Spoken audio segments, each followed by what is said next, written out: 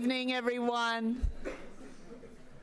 Good evening and welcome. My name is Fleur Johns. I'm the Head of School and Dean of the Law School.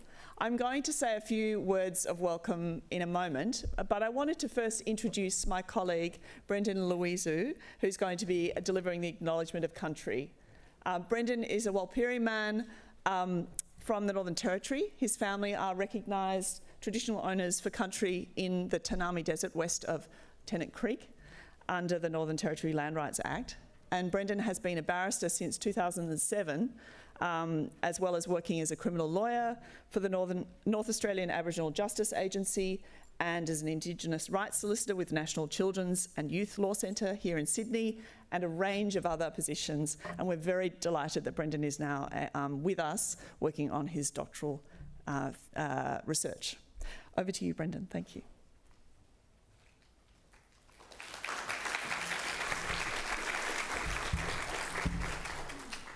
Thank you, Fleur, and welcome everyone. I'm delivering the acknowledgement to country because this isn't my country, but I show my respects to the people here from the Eora Nation and the Gadigal people.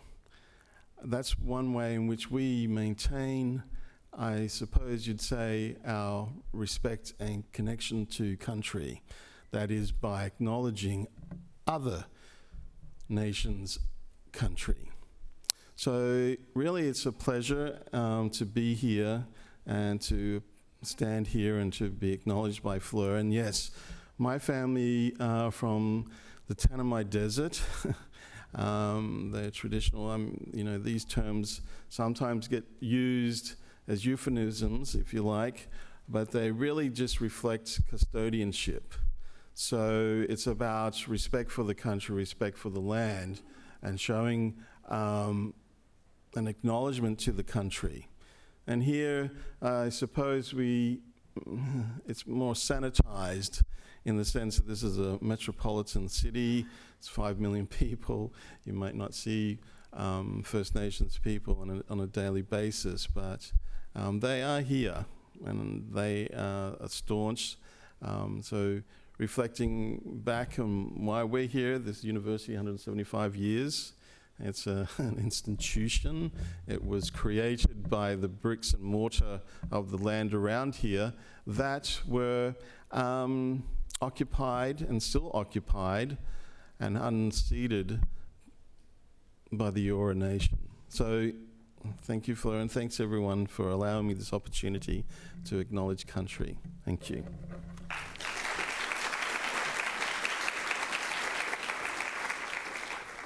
Thank you, Brendan, and let me join Brendan in acknowledging that we meet on Gadigal land. So welcome everyone, welcome guests, students and colleagues and friends of the Law School.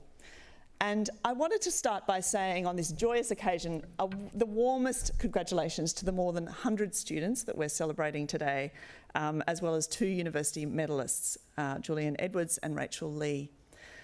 The effort and commitment to excellence that is required to distinguish oneself in this incredibly talented cohort of students that we have here at the Law School is not to be underestimated.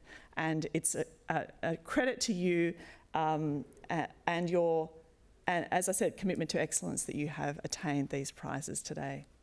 The names on the prizes as you read through the program also testify to another great strength of this law school, as well as its students, namely the support that we enjoy from our alumni and the broader community and practicing profession.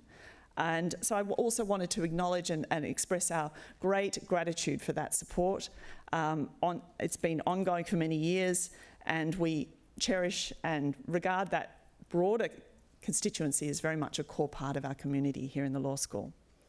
It's as though, I was thinking about it, it's as though each prize is a flowering of a collaborative effort that you might think of as, and that collaborative effort is sort of the root system for each of these little flowers that we express in the prize. A root system that's comprised of family, friends, classmates, chosen family, whatever shape and form your support network takes. It's really key to the success that we're celebrating today, that background of support.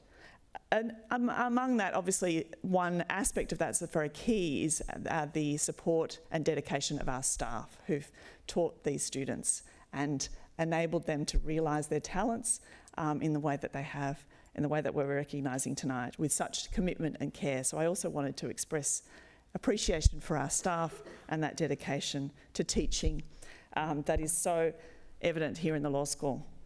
Now, that root system, if you like, that kind of support structure around our students is something that we're very committed to nurturing and enriching on an ongoing basis, and kind of constantly looking at how we can expand and deepen with the support of our alumni and broader network. And we do that by continuing to hire outstanding researchers to bring their expertise into the classroom, and also to engage continually with the profession, many of whom are generous enough to come and teach in our classroom as well. And also to enlarge our capacity. This is something I'm really committed to doing, enlarge our capacity to offer clinical teaching and learning opportunities, which we do already through a range of clinics. But we're looking collectively at ways we can expand the avenues for students to learn by doing, which is such a crucial way of educating law students and readying them for whatever lives they choose to pursue. We're also, as I said, looking at ways we can expand our pastoral care and support for students. And I'll have more to say on all these fronts, on staff hiring, on support for students, and on enlarging clinical teaching and learning opportunities. I have more to say in coming months. But I did just want to give you a little bit of a sneak preview of an announcement that's about to be made, and something that we're going to be rolling out in second semester, which is that we're establishing for the first time a dedicated careers service here in the law school, tailored specifically for law students. We're going to be, and that's going to be headed by a very experienced ex-practitioner. And the crucial thing about that is we're thinking of it as a future-facing careers service designed to make students aware of and help them explore and prepare for a great range of career options that lie before them, and also career pathways beyond Australia and future careers that are only just emerging, or the careers of tomorrow, if you like. And that will wrap around and collaborate closely with the fantastic work that our students already do in careers support through the Sydney University Law Society. So, as I said, wrapping around that and supporting students to explore the many, many options that a first-class law degree, such as the type that you get here in the law school, equips you to explore.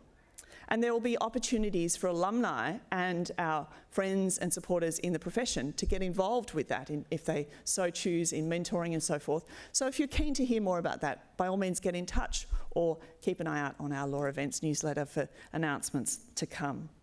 But let's return to those flowers, our prize winners, if that's not too naff a metaphor. And before we do so, to our guest speaker, who is uniquely well positioned to speak to us about the range of forms that success can take for those equipped with a legal education, Alexandra Waziel. Alexandra, we're delighted to welcome back as an alumna of this law school, a cherished alumna.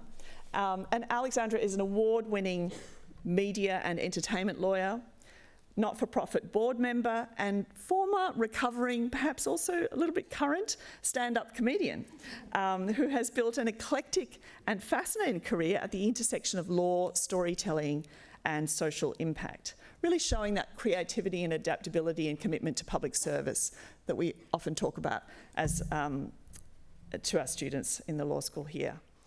Now, Alexandra began her legal career at Blake Dawson, what is now Ashurst, where she cut her teeth in the world of defamation and media law, advising major media outlets on pre-publication risk and so forth. And that her passion for newsrooms then took her in-house into Network 10, where she provided advice on a range of publishing, regulatory and reputational issues, and then saw her move into Endemol Shine Australia, the global content producer, as a business and legal affairs executive, where she worked closely with production teams on a range of flagship reality shows, including Survivor and Married at First Sight. So if you have any questions about those, I'm sure Alexandra, you can ask her afterwards. In 2022, Alex helped establish Sustainable Screens Australia, a charitable organisation promoting environmental sustainability in screen production. And Alex just told me she also, when she was a law student, established Young Vinnies here on campus, which apparently is still going. And that's particularly relevant because her most recent pivot in her career, reflecting her versatility and her commitment to public service, is that she is now serving as senior legal counsel at the St Vincent de Paul Society here in New South Wales. But her creative energy has, as I mentioned, also taken her onto the comedy stage with solo and ensemble shows performed to sell-out audiences at the Sydney Comedy Festival, Adelaide Fringe and Canberra Comedy Festival. We're really delighted, as I said, to welcome Alex back to talk to you this evening. So please give her a warm welcome.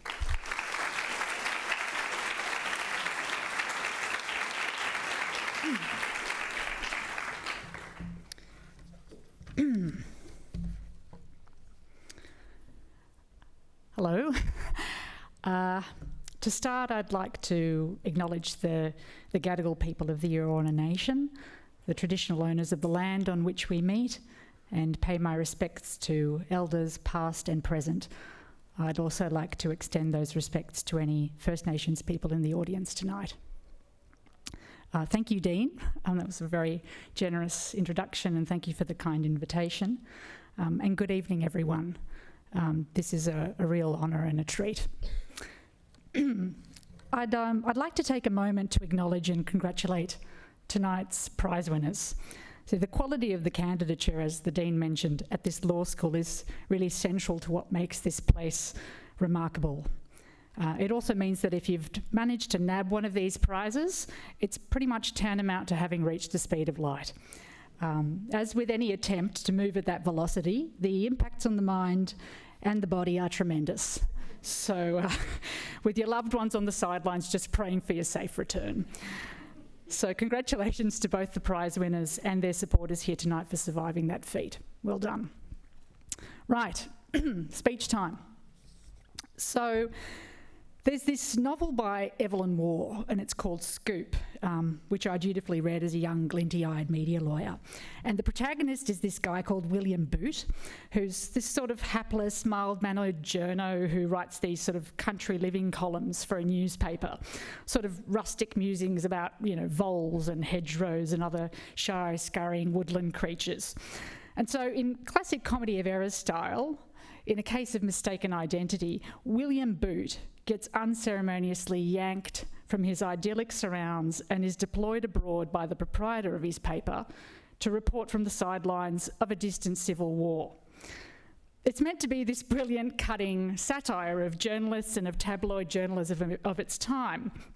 But what stuck with me too is that it serves as a kind of parable of the unwitting imposter, of someone who had no business being there. So, if you'll forgive me, but when the Dean's very kind invitation first landed in my inbox, I did approach it with some circumspection, checking that it wasn't some sort of elaborate phishing exercise, where the Dean was asking me for my credit card details to secure my spot. Was I, William Boot, here being beckoned to the front line? After all, previous speakers at this gig have included the Justice of the ACT Supreme Court and the Executive Director of the New South Wales Bar Association.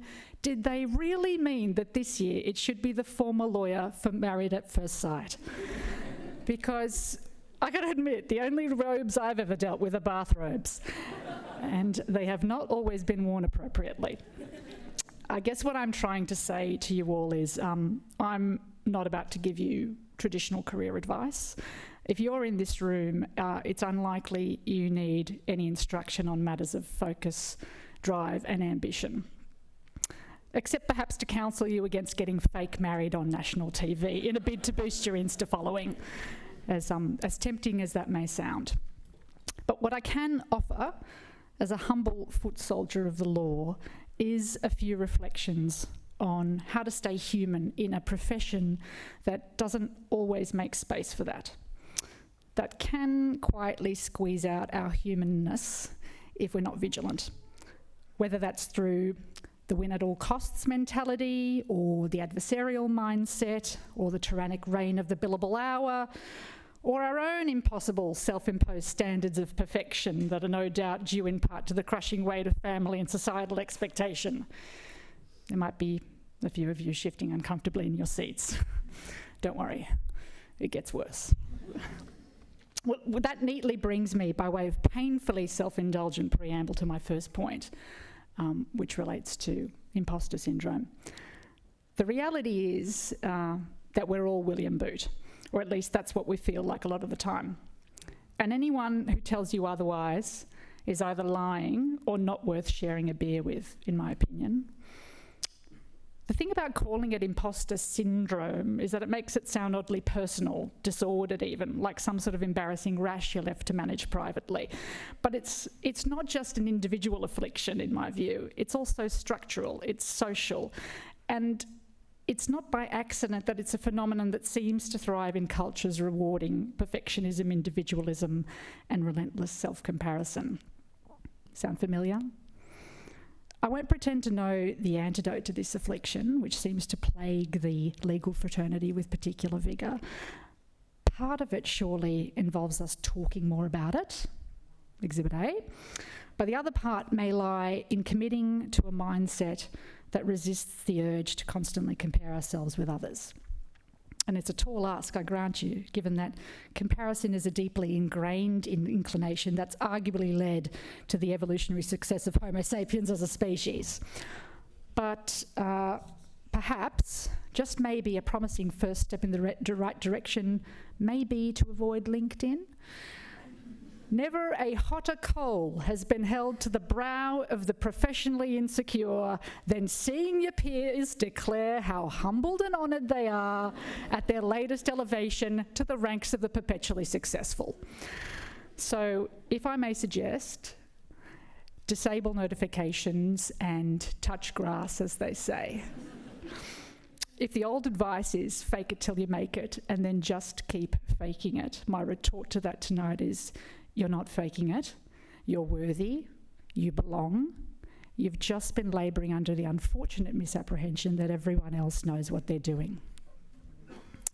Right, number 2, compliment well and compliment often. It's an unfortunate fact that certain corners of the legal profession seem to exist in something of a vacuum of praise and acknowledgement. The root cause of this can, of course, be debated. Is it that we've reached saturation point with high achievers and are now dulled to excellence? Is it the misguided belief that a withholding attitude when it comes to praise somehow incentivises high performance? Or could it just be garden variety zero-sum game of I can't win if you're not losing? Whatever the case, we're left to assume that no news is good news and that from abject silence we may deduce that we've absolutely killed it. Heard nothing back? Congratulations. Please enjoy the invisible fruits of your invisible labour. That is assuming you haven't already succumbed to a William Booth-style shame spiral of crippling self-doubt. I am reminded of the time when I was a junior lawyer. I helped brief this eminent senior counsel on a case of positively Dickensian proportions. This thing was like a years-long epic of mind-bending complexity that had, at one point or another, drawn in practically every expertise group within the firm. And after reviewing the towering stack of briefing materials sent to his chambers, counsel was asked what he thought of the matter, to which he replied, after pausing, with trademark brevity, "It's not without interest." Not without interest. Bloody oath it was. And that is exactly the kind of withholding language and aversion to positive adjectives that's enough to drive even the most resilient among us to renew their mental health care plan. My point is, and there is a point, life is too short for flattery in the double negative.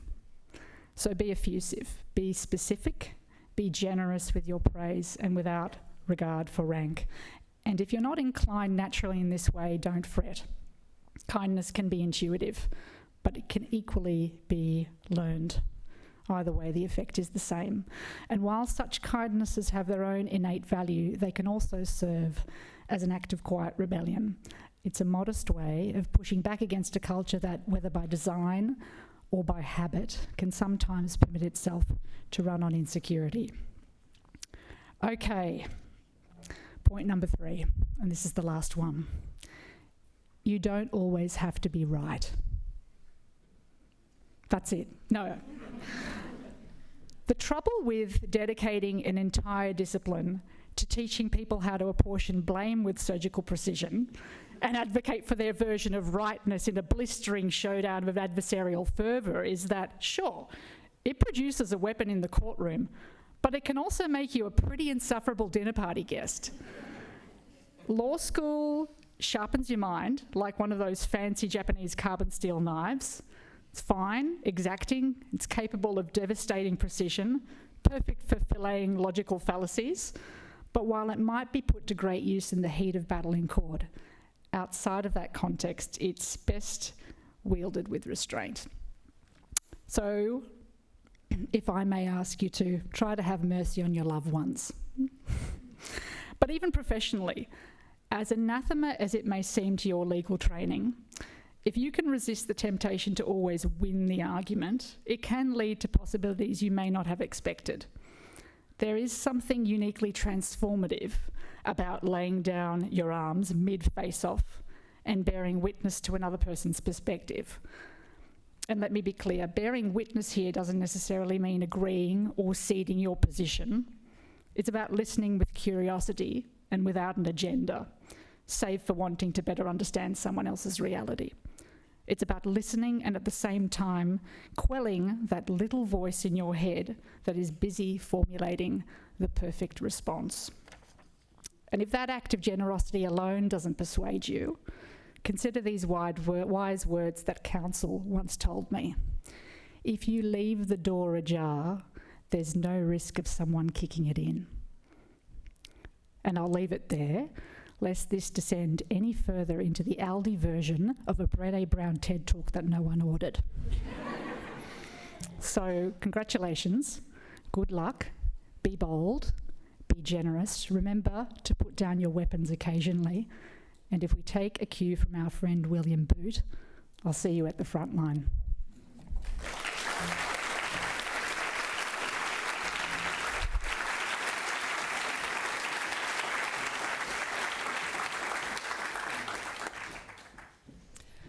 Alex, thank you so much. I'm going to take your advice and offer effusive praise, which is fitting. Beautiful, sage words, carefully chosen, thoughtful, but also really authentic words. So manifestly not written by ChatGPT. So thank you so much for sharing this. Those phrases, leave the door ajar so it won't be kicked in. Many laying down your arms. There's lovely phrases that will stay with me and I'll continue to ruminate on. So thank you for the gift of sharing your experiences and your insights and all that you've learned about what success means in life, in the larger life that we live. But before I go on too much with my effusive praise, we can continue that afterwards. Let me introduce another person worthy of effusive praise, Professor Penelope Crossley, who's going to be our MC and handing over, listing all our prize recipients today. Penny is a cherished colleague here in the faculty and an expert on the energy transition and electricity market governance, known particularly for engaging very widely and effectively with governments here and abroad and also industry. So over to you, Penny. Thanks.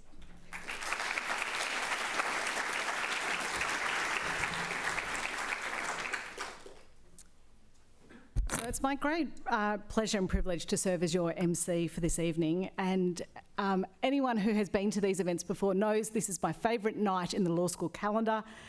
It's a really momentous night where we get to celebrate each and every one of our prize winners here tonight who are really, truly extraordinary students. I mean, to get into this law school, as has already been mentioned, is an incredible feat in its own regard. And then for the students to distinguish themselves at the level that they do here, amongst a peer group which would make mere mortals quake in their boots, is really quite remarkable.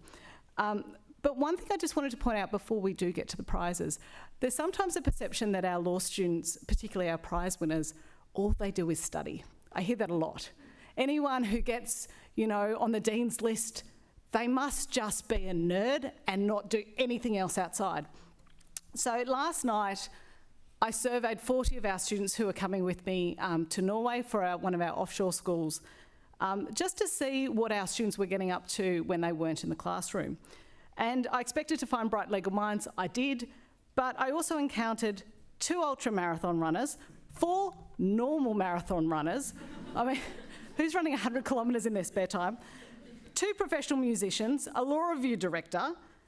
We had a national level hurdler, a triathlete, one student who told me that they flew a plane before they drove a car, one student who has already managed to get themselves barred from the US after going to North Korea, and my favourite, and I promise this is true, and this is proof that our students will go to any depths. We have a student amongst our cohort here, not tonight, I did check, who told me that they once plunged Kendrick Lamar's toilet with a tree branch whilst working at a US music festival, which really does show a level of commitment that, quite frankly, I am not going to try and emulate. The other thing that was quite remarkable is that all of our students often manage multiple jobs. They're all volunteering. They show up not just in their tutorials, they're showing up for their community, they're leading. But our student body also faces, and Fleur has acknowledged this, we know that our student body is facing really tremendous personal challenges while they're at law school. And it would be foolhardy for any academic not to consider that in their classroom. So some of our prize winners here tonight have weathered really quite immense personal challenges. Some have battled serious illness, others have navigated the birth of a child, the complexities of relationships. Many of our students have navigated the upheaval of moving countries or the loneliness of just being far from home. They've built support systems from scratch. They have persisted through that grief, that uncertainty and that change, and yet still they have excelled. Now, as Fleur has said, none of this happens in isolation, and we are so grateful for all of the families, the friends, the partners, the mentors and the very generous donors who often provide very quiet words of encouragement, unwavering support, late night phone calls, the care packages, the proofreading of, my mum jokes about our law degree, proofreading of numerous law assignments.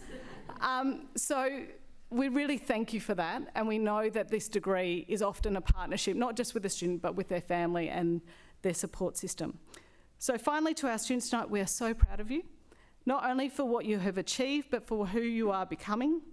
It's your talent and your tenacity and your heart that really makes this law school. And so now, on to the prizes.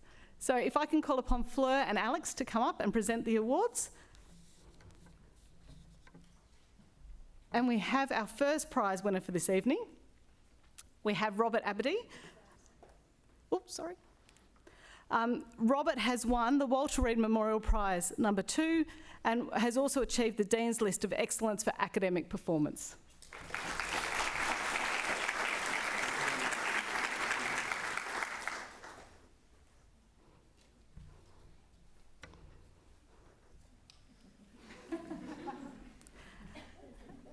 Anaya Agarwal, the Walter Reed Memorial Prize number 2 and the Dean's List of Excellence for Academic Performance.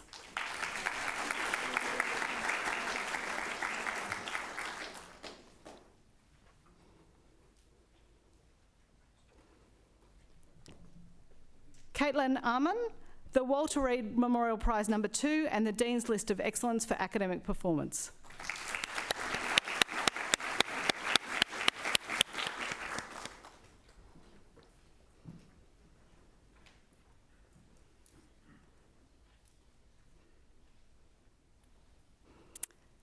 Emily Andrews has won quite a few prizes, obviously an overachiever. We've got the John Geddes Prize for Equity. We've got the C.A. Hardwick Prize in Constitutional Law, and I'd like to acknowledge we're very lucky to have Dr. Nicholas Hardwick, who is the grandson of the donor, here tonight. So please join me in acknowledging Nicholas.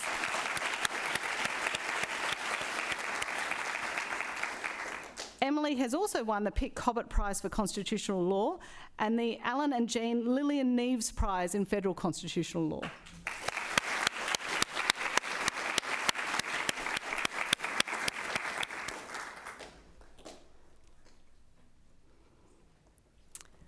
Vanessa Anthony has won the Judge Ralph J. Perdriau Practical Legal Training Scholarship for Marrickville Legal Centre.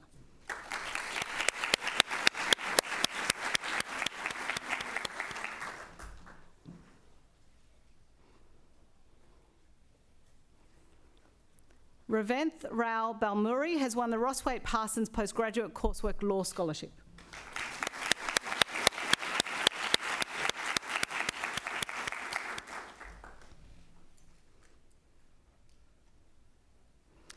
Jamie Bell has won the E.D. Roper Memorial Prize No. 2 for Equity and Corporations Law.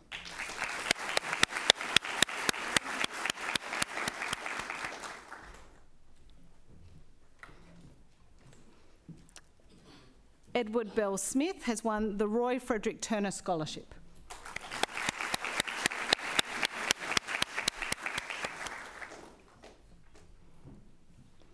Chloe Bello has won the George Matilda Harris Scholarship Prize for the Master of Administrative Law and Policy.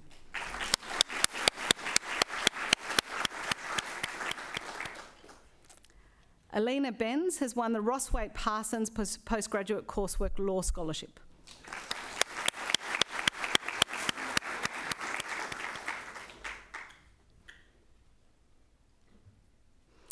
Antonia Irene By-Berg has won the Monaghan Prize for Evidence and the David Burnett Memorial Scholarship in Social Justice.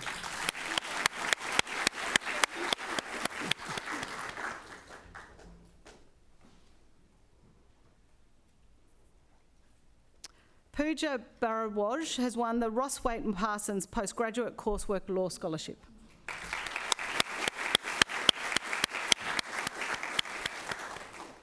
Sophia Blakely has won the Margaret Dalrymple Hay Prize for Law, Lawyers and Justice.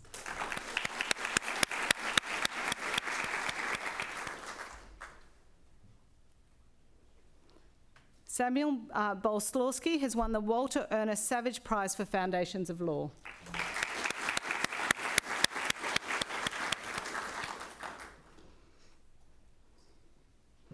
Marcus Vincent Bombardier has won the Walter Reed Memorial Prize No. 2 and was also on the Dean's List of Excellence for Academic Performance.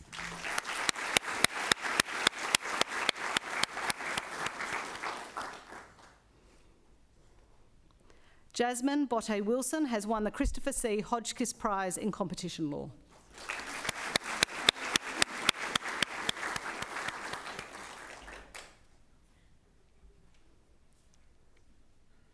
Stephanie Peter Brown has won the Keith Steele Memorial Prize for International Commercial Arbitration.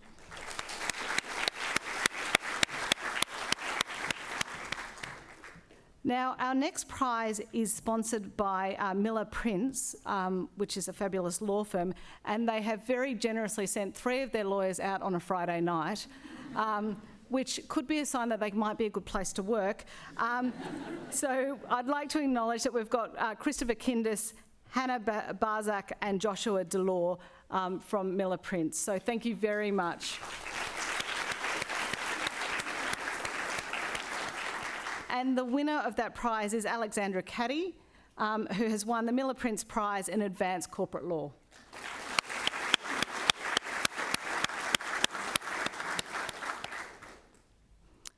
Lachlan Cameron has won the John O'Brien Memorial Coursework Scholarship in Criminal Law and Criminology.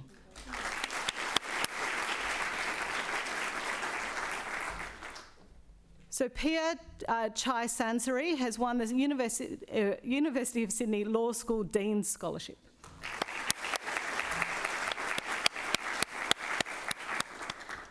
Chu Jesse has won the Rosswaite Parsons Postgraduate Coursework Law Scholarship.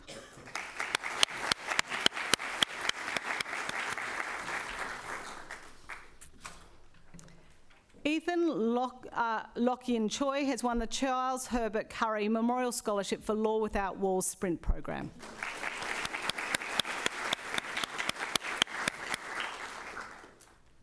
Abby Clifford has won the Walter Reed Memorial Prize number 2 and was on the Dean's List of Excellence for Academic Performance.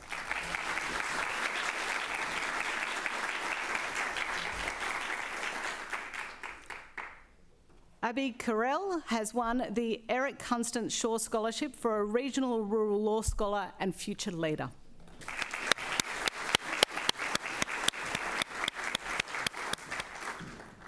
Benjamin Cullen has won the E.M. Mitchell Prize for Contracts.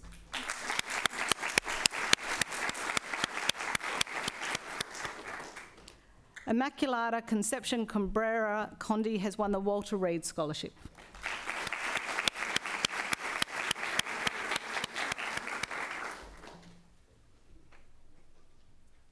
Kasha Emily Charnotta has won the George and Matilda Harris Scholarship Prize for the Master of Business Law.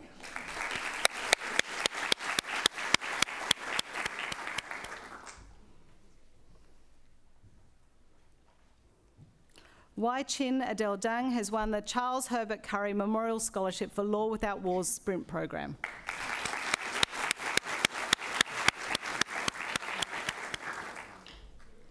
Ronahi Demirbag has won the Edward John Cully Prize for Proficiency in Real Property and Equity, the Walter Reed Memorial Prize number 2, and was also on the Dean's List for Excellence for Academic Performance.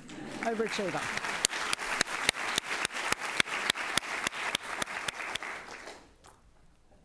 Emily Dong has won the Ralph J. Perdriau Practical Legal Training Scholarship for Redfern Legal Centre.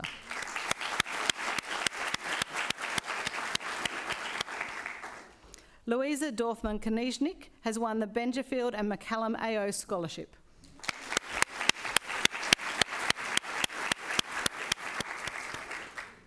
Now, our next scholar has won the Ian Joy Prize in Law, which is for the student who has achieved the highest aggregate mark in Juris Doctor 2 and 3.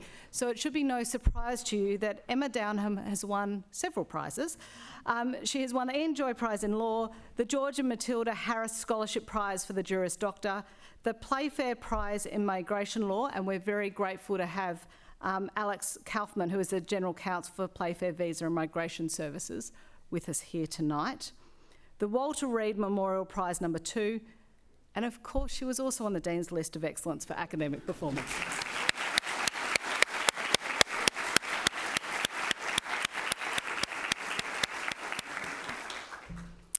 Maya Eswaran has won the Nancy Gordon Smith Prize for Honours at Graduation.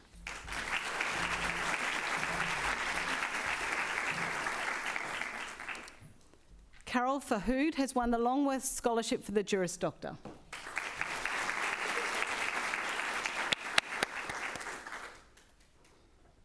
Lucian Finlay has won the J.H. McClemens Memorial Prize number 2 in Criminology.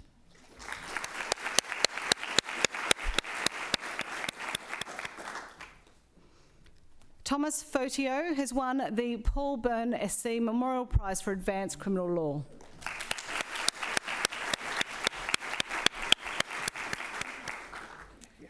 Anu Philomena George has won the Walter Reed Memorial Prize number 2 and was on the Dean's List of Excellence for Academic Performance.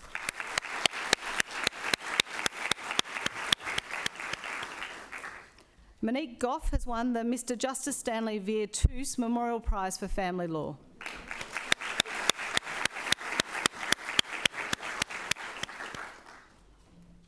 Kiran Rahul Gupta has won the Charles Herbert Curry Memorial Scholarship for Law Without Walls Sprint Program.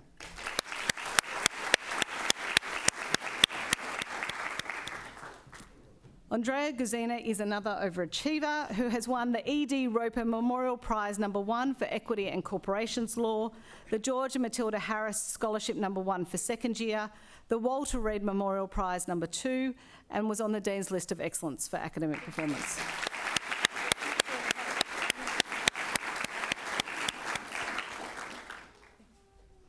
Ji Hia Hay has won the Benjafield and McCallum AO Scholarship.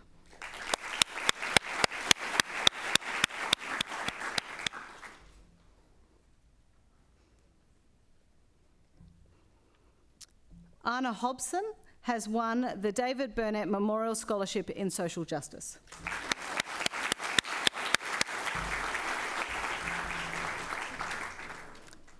Stephanie Grace Howes has won the Margaret Ethel Peden Prize in Real Property.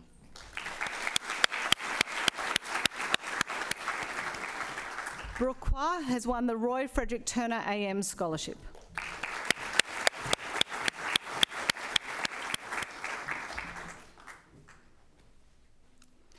Alessio Vincent Incampo has won the King and Wood Mallisons Prize in Banking and Financial Instruments.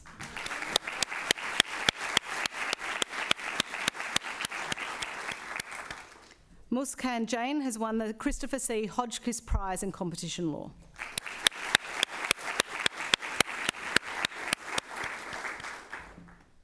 Weira Jansen has won the University of Sydney Law School Dean Scholarship.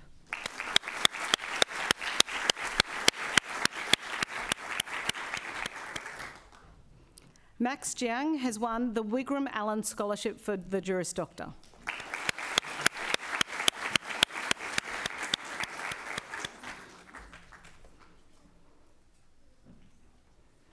Julia Catherine Gilbert Kelland has won the Walter Reed Memorial Prize No. 2 and is on the Dean's List of Excellence for Academic Performance.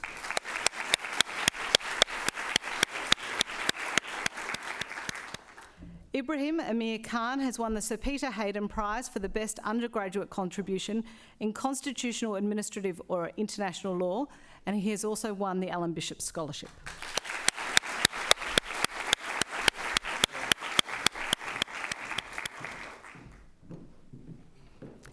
Sarah Knight has won the Walter Reed Memorial Prize No. 2 and was on the Dean's List of Excellence for Academic Performance.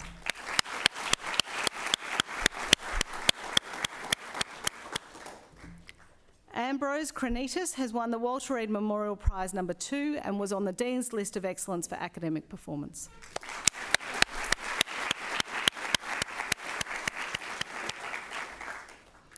Ansong Ifong Lee has won the Pitt Cobbett Prize for Administrative Law.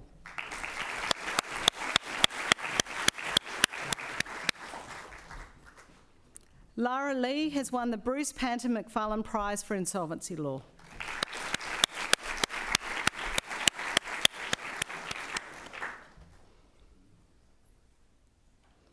Brendan Loizu has won the Walter Reed Scholarship.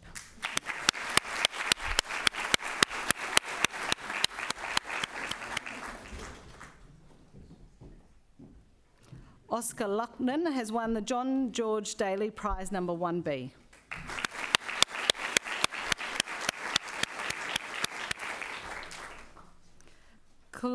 Clarissa G. Ying Luck has won the Ashurst Prize in Australian Income Taxation.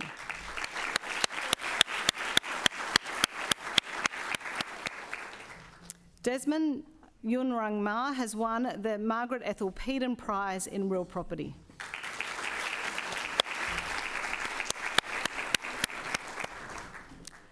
Michael Ma has won the Nancy Gordon Smith Prize for Honours at Graduation.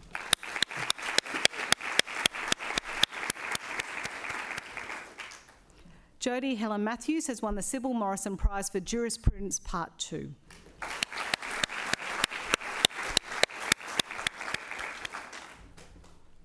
Eden James McSheffrey has won the Alan Bishop Scholarship, the Walter Reed Memorial Prize No. 2, and was on the Dean's List of Excellence for Academic Performance.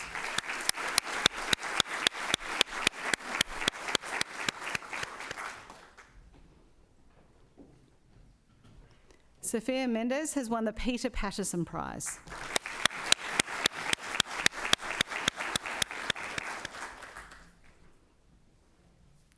Michael Luke Napoli has won the Fiona Gardner Hill Prize in Corporate Law.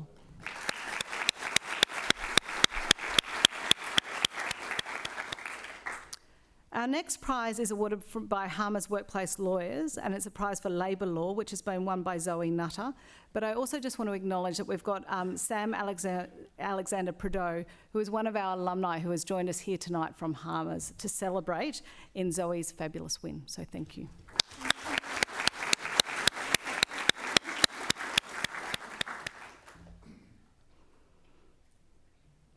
Avneet Kaur Pada has won the Wigram Allen Scholarship for the Juris Doctor.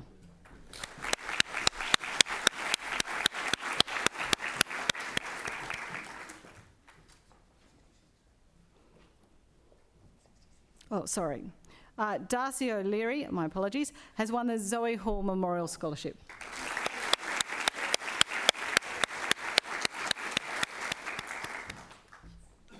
Vicky Patapis has won the Miller Prince Prize in Advanced Corporate Law.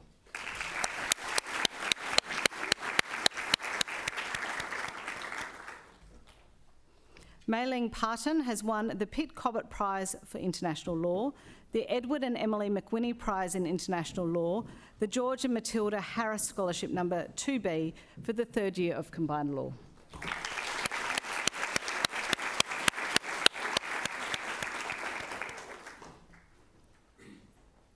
Evan Mark Power has won the Rosswaite Parsons Postgraduate Coursework Law Scholarship.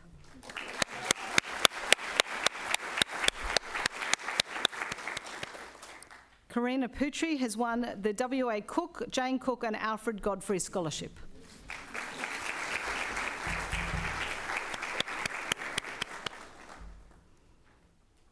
Swapnik Sanagavar Rapu has won the Walter Reed Memorial Prize number 2 and was on the Dean's List of Excellence for Academic Performance.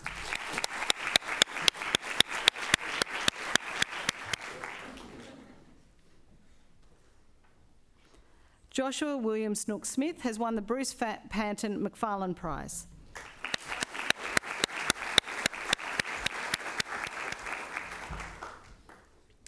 Amankaya Andrea Stapleton has won the G.W. Hyman Memorial Prize in Labour Law and the Marjorie O'Brien Prize.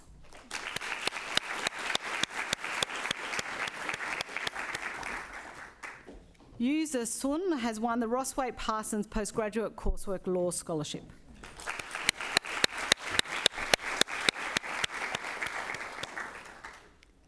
Peter Torian has won the Walter Reed Memorial Prize number 2 and was on the Dean's List of Excellence for Academic Performance.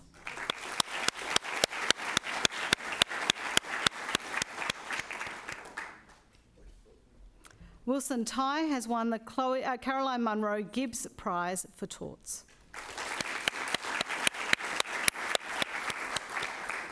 Liam Hardev Tierney has won the Walter Reed Memorial Prize number 2 and was on the Dean's List of Excellence for Academic Performance as well. I apologise, he won both.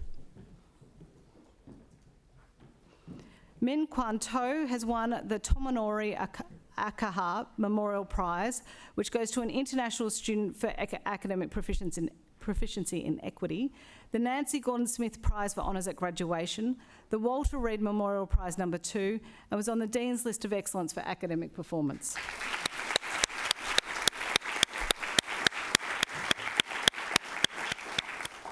Sarah Tian Khan Tran has won the Walter Reed Memorial Prize number 2 and was on the Dean's List of Excellence for Academic Performance.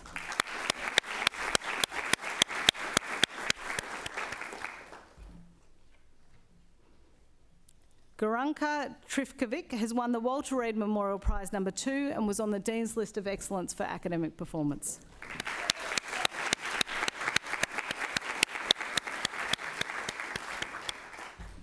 Dong Ching Tu has won the John Warwick McCluskey Memorial Prize for the highest mark in federal constitutional law and family law.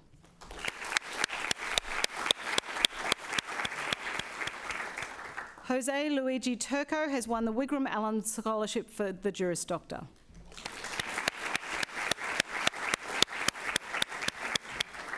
Riley Vaughan has won the Walter Reed Memorial Prize number 2 and was on the Dean's List of Excellence for Academic Performance.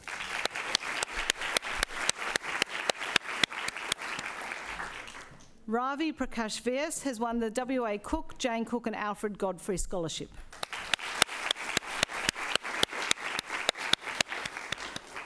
Angela Mei-Lin Wang has won the Walter Reed Memorial Prize number 2 and was on the Dean's List of Excellence for Academic Performance.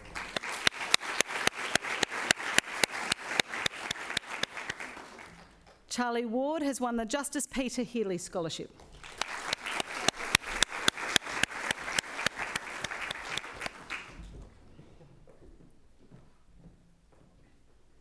Sophie Wally has won the Walter Reed Memorial Prize number 2 and was on the Dean's List of Excellence for Academic Performance.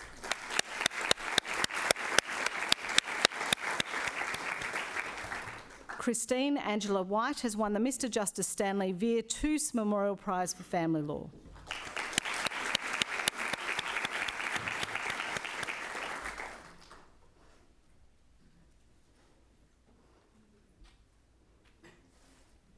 Isaac Wilkins has won the Ashurst Prize in Environmental Law.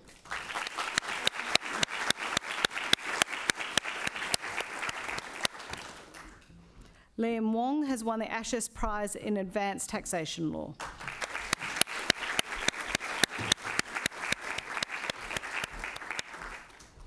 Doris Chenue Zhang has won the Thomas P. Flattery Prize for Roman Law.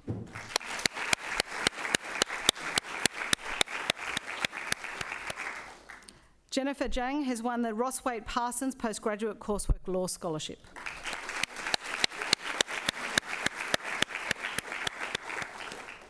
Sijia Zhao has won the Wigram Allen Scholarship for the Juris Doctor.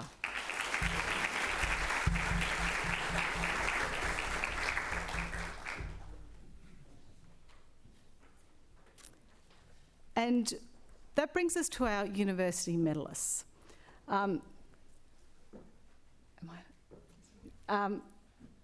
Yes. I would stay here just for a second. I apologise. I haven't got the running sheet in front of me, but I think we're good. So the University Medalist in Law has been something that is not awarded every year in the history of the law school. This is obviously, and this is a controversial thing to say in this country, but as the oldest law school in the country, the University Medal is a fine distinction that is given to the very best graduate in the LLB, and on this occasion it is shared. And so we're giving out our 146th and our 147th University Medals in our history.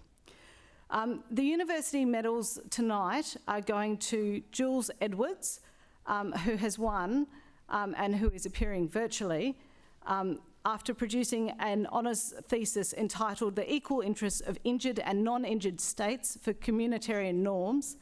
And Jules won the Joy Prize in Law, the R.G. Henderson Memorial Prize, sponsored by the New South Wales Bar Association, the Nancy Gordon Smith Prize for Honours at Graduation, the John George Daly Prize number 1A, the Walter Reed Memorial Prize number 2, and in something that should surprise no one, he was on the Dean's List of Excellence for Academic Performance. And so he is appearing tonight via video link. So please join me in congratulating Jules.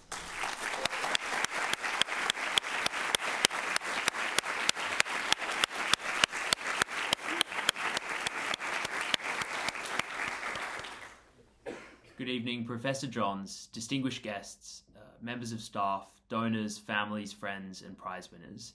I feel very honoured to have been asked to give this address, and I want to apologise at the outset for not being able to make it in person this evening.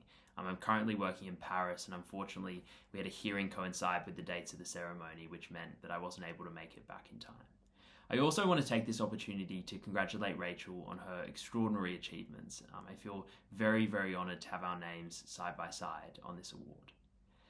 The experience of being a student at this law school can be very intense, and between studying, working, mooting, exercising, volunteering, and socialising, it's so easy to fall into the trap of thinking that you need to do everything and do it perfectly all the time. The best way to make all of these things feel a little bit less stressful, and what I want to focus on in this speech, is the importance of investing in the relationships with the people around you. When you're surrounded by great people and you take the time to meaningfully invest in those relationships, whether it be your friends and family or your professors, everything begins to feel a little bit more sustainable. Studying becomes more enjoyable because you're learning from people who are genuinely interested in your education, and working feels less like an obligation and more like an opportunity. And then other aspects of your life that may often feel harder to prioritise, like going out with your mates or playing sport, then fit much more easily into your life when you're feeling supported and you're feeling present in what you're doing. And none of that is to suggest that you'll feel on top of things all the time, and I certainly haven't. But I think when you care about what you're learning and who you're learning it from, it becomes easier to structure your time and to manage the pressures of this institution. And so there are a number of people who have been really critical to my experience at this law school that I want to thank. First, to so many of my friends. Whether it was spending lunchtime watching basketball at the Royal, grabbing coffee at Campos, or doing practice moot 412 for Jessup, I've been able to enjoy my time studying here so much more because of you all. Second, to our wonderful academic staff who have been so generous with their time. To Professor Chester Brown for being such an excellent thesis supervisor and continuing to help me so much more beyond that. To Professor Ben Saul for involving me so heavily in your meaningful work at the UN. To Dr. Alison Pert for your huge amount of time and effort during Jessup. To Professor Tim Stevens, Emily Crawford, Jackie Mowbray, and so many others for teaching with genuine respect for and interest in the students in your classes. And third and finally, to my family. To Mum for always keeping me grounded, including when she thought I was prank calling her from Paris when I found out I won this award. To Dad for spending hours pretending to be interested in my studies. To Dom and Mim for always being honest and never once pretending to be interested in my studies. I'm so equally grateful for you all. So congratulations to all the prize winners here today and all the students who have graduated. All the very best with whatever's next, and thank you again for asking me to give this address.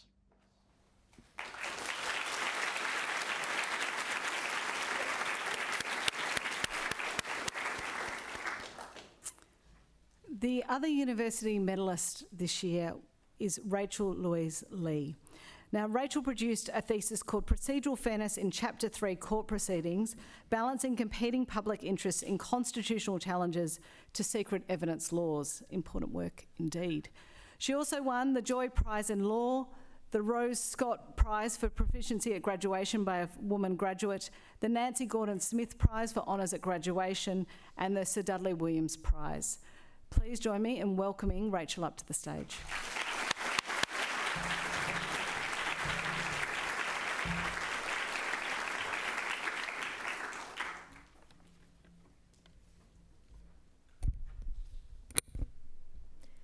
Good evening, Professor Johns, faculty members, distinguished guests, donors, colleagues, friends and family, ladies and gentlemen.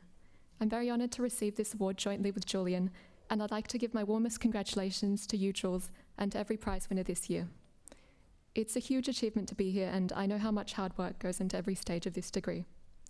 In particular, I want to congratulate everyone who recently graduated and to acknowledge the fact that we all encounter different kinds of challenges in our individual journeys through law school. Law school is hard enough in itself, but some of you may have also been the first person in your family to attend university, or the only person from your high school year to attend this law school. You may have been studying law in your second or third language. Perhaps you have come to law as a second career. And maybe you didn't know a single person in this profession before you set foot in this building. Many of these obstacles are structural and invisible, which is why I think it's an incredible achievement simply to have reached the end of this grueling degree. One thing, however, that I think many of us will have in common is that there are people in our lives, whether it's family, friends, partners, or teachers, whose presence throughout the years has been indispensable to our development. I'd like to acknowledge and to thank them for standing by us during our highs and our lows. We wouldn't be here without your unwavering support and encouragement. In that vein, I'd like to express my gratitude to the many excellent teachers who have educated me, and to mention by name 3 members of this faculty who had a significant impact on me as a law student. Dr. Emily Hammond, thank you for being my honours supervisor and for opening my mind to many fascinating questions in administrative and constitutional law.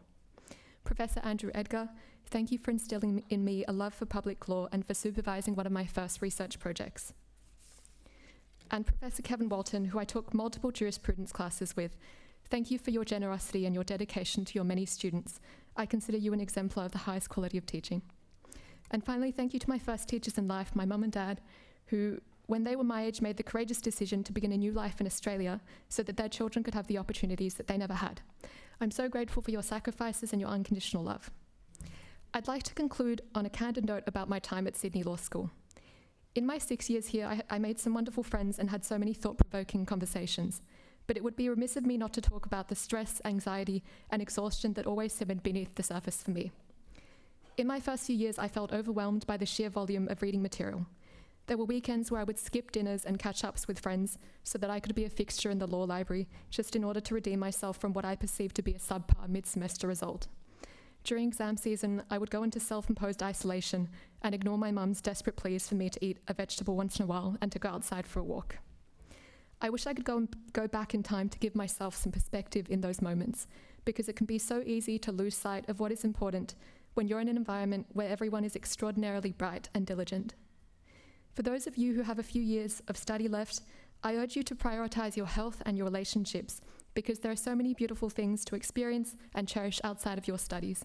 And if you are kind to yourself and true to your values, then you will be more well placed to deploy the skills and training that Sydney Law School has equipped you with in pursuit of your goals. Thank you and congratulations.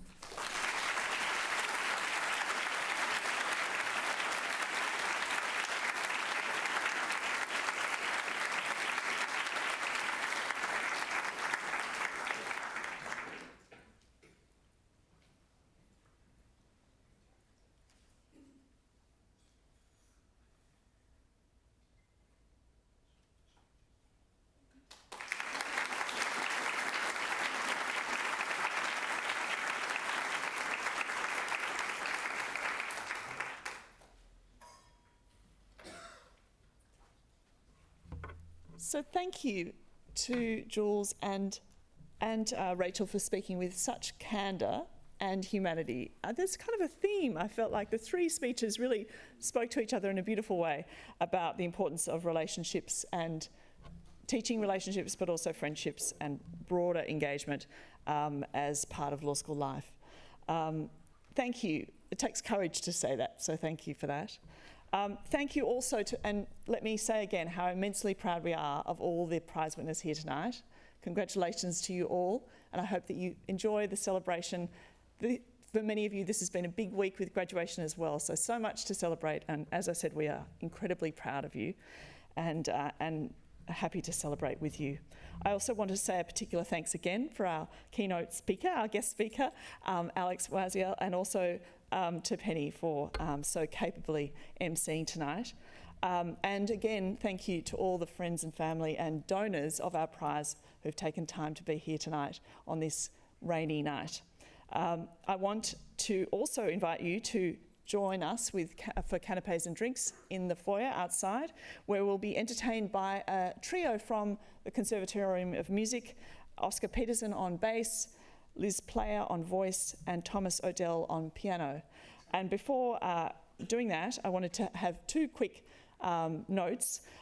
There are many people who've put together this event and ensured its success. It's really been a tremendous team effort, and I will be thanking them all individually after the event. But I did just want to particularly call out Ashley Joe, who's really done a superlative effort in pulling this whole thing together. So,